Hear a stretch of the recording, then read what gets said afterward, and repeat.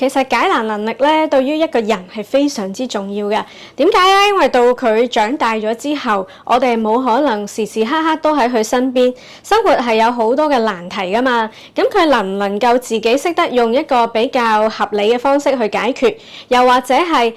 佢原來失敗咗之後，咁可以點樣做咧？其實呢一個能力對於我哋大個咗生存係非常之重要嘅。簡單嚟講咧，我哋首先當小朋友遇到一個難題，我哋先唔好即刻介入，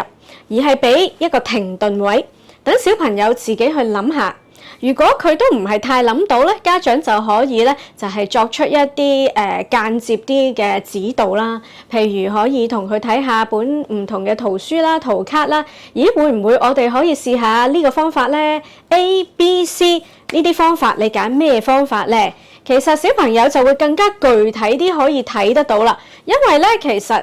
如果好抽象，你講俾佢聽啦，佢如果係比較細，語言能力發展唔係咁好，如果冇圖卡嘅幫手咧，其實佢可能未必明你講乜，佢就會發脾氣㗎咯喎。故此我哋如果有啲視覺上面嘅嘢俾佢睇到，俾佢去選擇，佢會大約會聯想得到個情況係點嘅，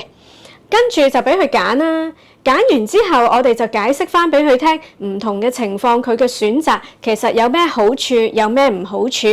嗱，最重要嗰一點，當然我哋會希望指導翻佢有一個正確或者叫最好嘅解決方案啦。而我哋亦都需要稱讚翻小朋友，佢其實有嘗試去思考、嘗試選擇去分析，咁先至會咧鼓勵到佢第時以後自己嘗試咧有一個主動性去解難喎。